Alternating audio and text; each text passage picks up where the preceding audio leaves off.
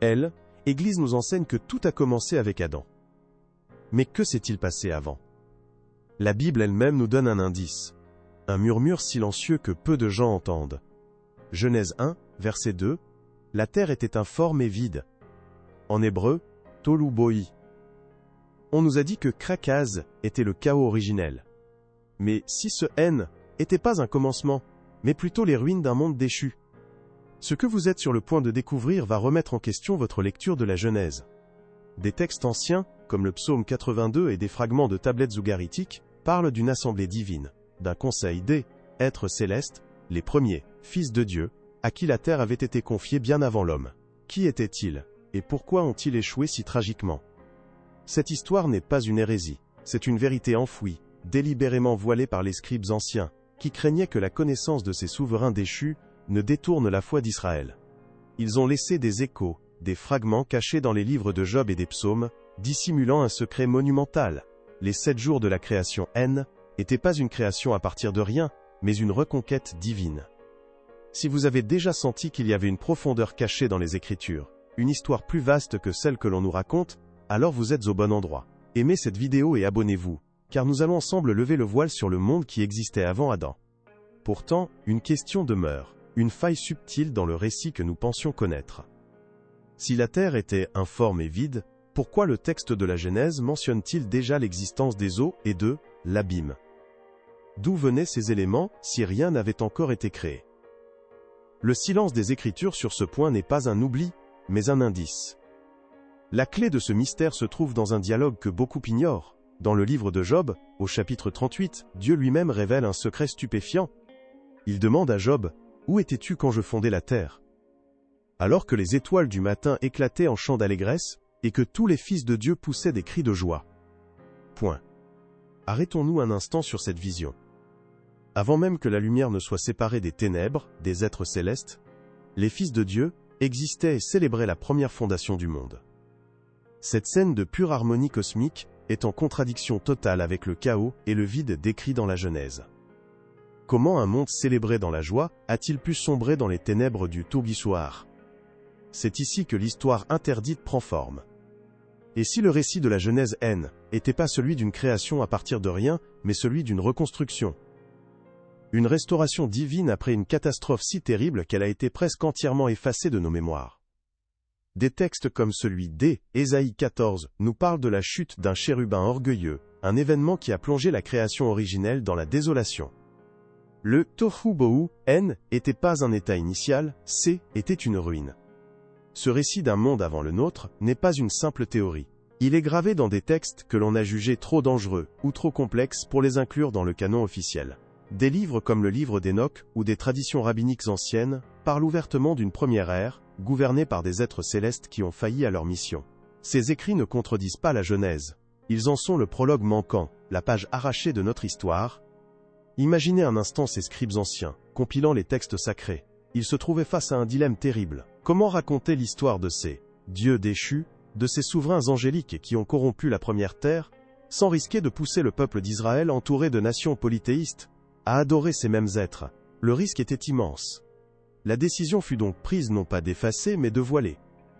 De simplifier le récit pour en préserver le message essentiel, il n'y a qu'un seul vrai Dieu, le Créateur souverain. Ils ont laissé des indices, des échos dans les psaumes et le livre de Job, pour ceux qui auraient des oreilles pour entendre. Ils ont transformé la mémoire d'une guerre cosmique en une simple description de chaos primordial, le Tohu Boki. Ce qui fut caché N était donc pas une hérésie, mais une vérité trop lourde à porter pour une foi naissante. Le récit de la Genèse n'est pas un mensonge, mais une version épurée, une parabole divine, dont la signification la plus profonde nous a été dissimulée. Mais aujourd'hui, en rassemblant ces fragments oubliés, nous pouvons enfin reconstituer le tableau complet, et comprendre la véritable mission confiée à Adam. Alors quel était ce monde avant le nôtre? Oubliez le vide et les ténèbres. Imaginez un instant une terre baignée non pas par la lumière du soleil, qui n'avait pas encore été commandée, mais par la gloire de Dieu elle-même. Une création parfaite, confiée non pas à l'homme, mais à une assemblée d'êtres célestes puissants, les fils d'Élohim.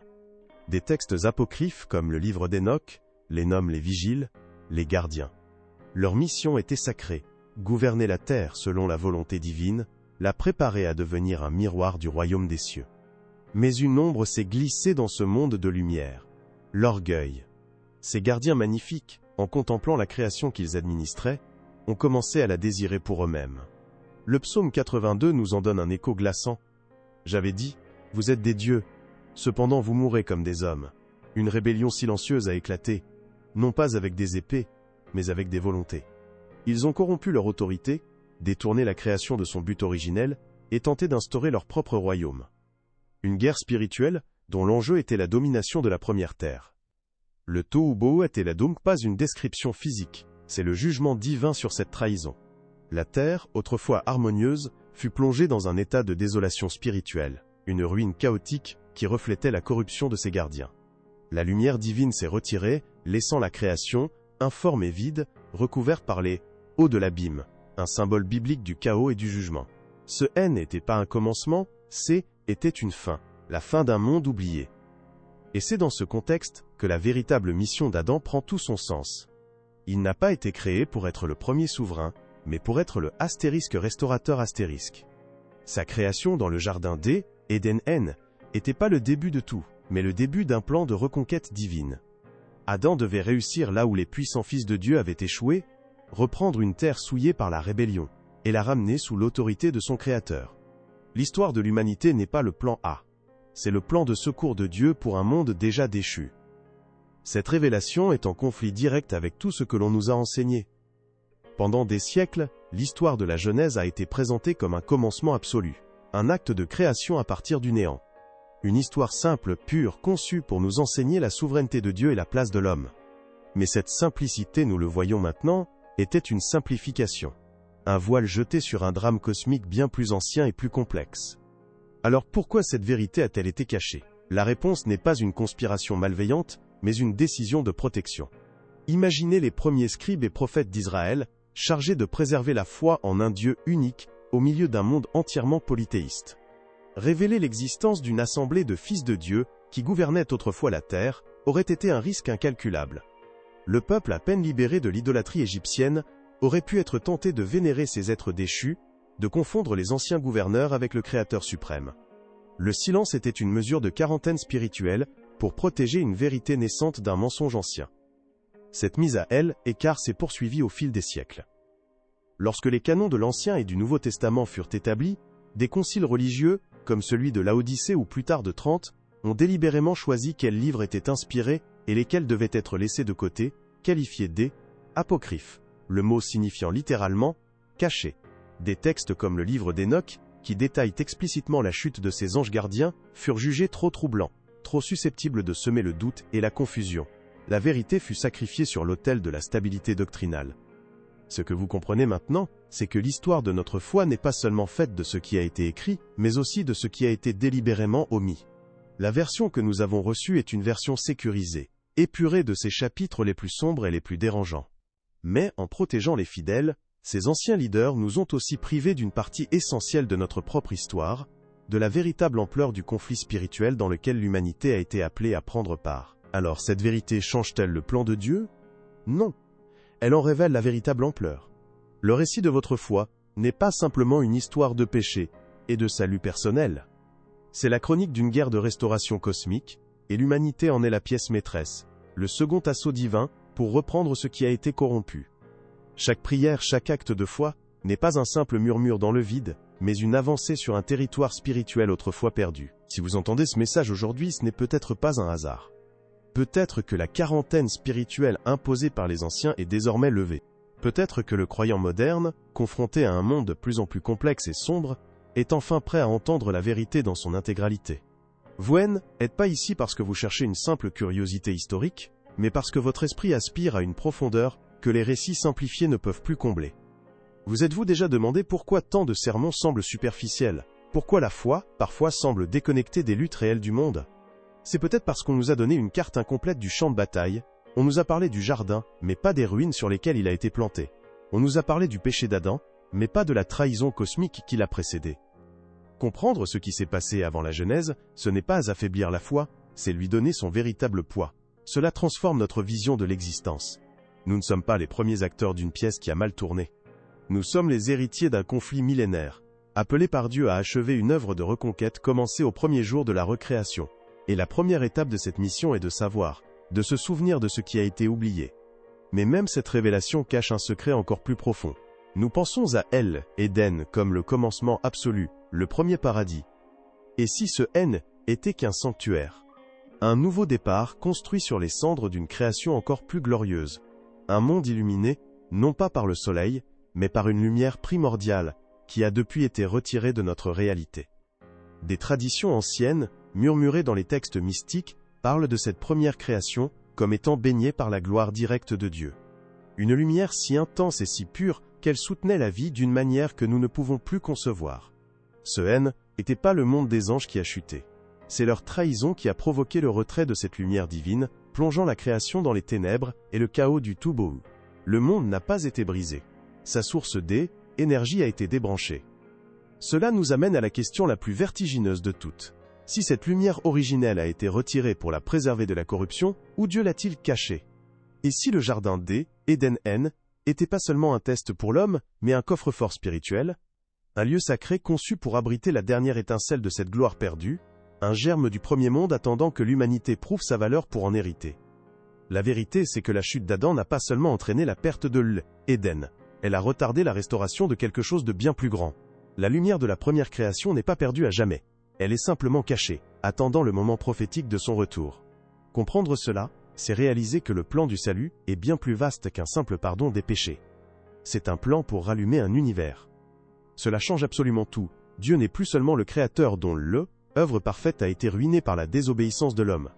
Il est le souverain, le grand restaurateur, qui, face à une création déchue et corrompue par une trahison céleste, a lancé un plan de reconquête.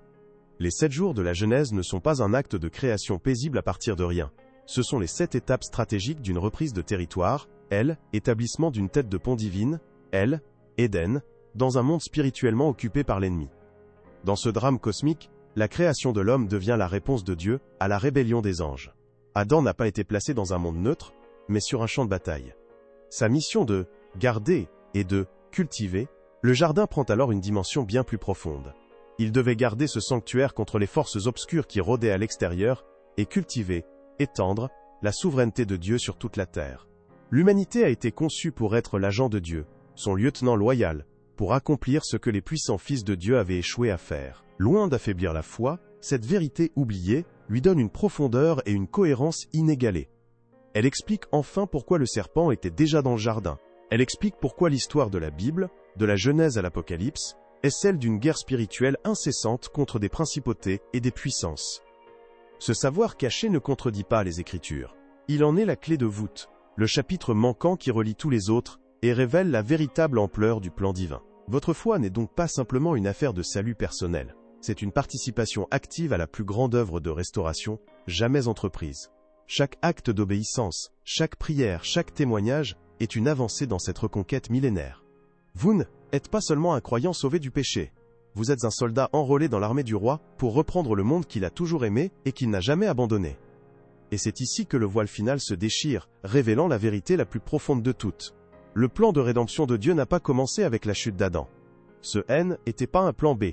Il a été conçu dans L, éternité, bien avant la recréation de la Genèse, en réponse directe à la première trahison, celle des fils de Dieu. La création de l'homme N n'était pas une expérience, C était L, étape suivante d'un plan de sauvetage déjà en marche. Relisez maintenant la promesse faite dans le jardin, en Genèse 3h15, où Dieu déclare que la descendance de la femme écrasera la tête du serpent. Ce n'est pas une simple prophétie née de la désobéissance de l'homme. C'est l'annonce publique, sur le champ de bataille de la terre, de la stratégie divine, pour mettre fin à une guerre commencée dans les cieux. Le serpent ne tentait pas seulement l'homme, il essayait désespérément de saboter la contre-offensive de Dieu, dont il connaissait l'existence depuis sa propre chute. Tout, depuis le premier mot de la Genèse, depuis la première lueur séparée des ténèbres, pointe vers une seule et unique figure, le Christ. Il n'est pas seulement le sauveur de l'humanité, il est le restaurateur de toute la création. Il est le roi légitime venu reprendre un royaume corrompu par d'anciens régents infidèles. Il est l'agneau qui, comme le révèle l'Apocalypse, a été immolé avant la fondation du monde. Non pas la fondation du monde d'Adam, mais celle du monde originel. Votre Bible n'a pas changé, c'est votre regard sur elle qui est désormais transformé pour toujours. Vous ne lisez plus seulement l'histoire d'un peuple et de son péché, mais la chronique majestueuse d'une victoire cosmique, planifiée par Dieu avant même que le temps n'existe.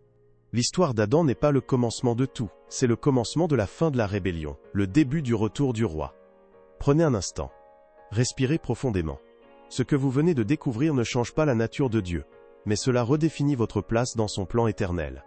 Votre vie, vos luttes, votre foi, tout s'inscrit désormais dans une fresque bien plus vaste. Vous êtes pas seulement un pécheur pardonné. Vous êtes un soldat de la restauration, un héritier du roi légitime. Pendant des siècles, ces vérités sont restées voilées, cachées sous le poids des traditions et des craintes humaines, mais le temps de la révélation est venu. Si ce savoir émerge aujourd'hui, ce n'est pas un hasard. C'est un appel pour notre génération, un appel à comprendre la véritable dimension du combat spirituel, et à embrasser notre rôle dans la victoire finale de Dieu. Si cette vérité brûle dans votre cœur, montrez-le nous. Aimez cette vidéo, abonnez-vous à la chaîne et activez la cloche des notifications pour ne manquer aucune de nos prochaines explorations. Et pour ceux qui souhaitent aller plus loin, nous avons désormais un espace membre.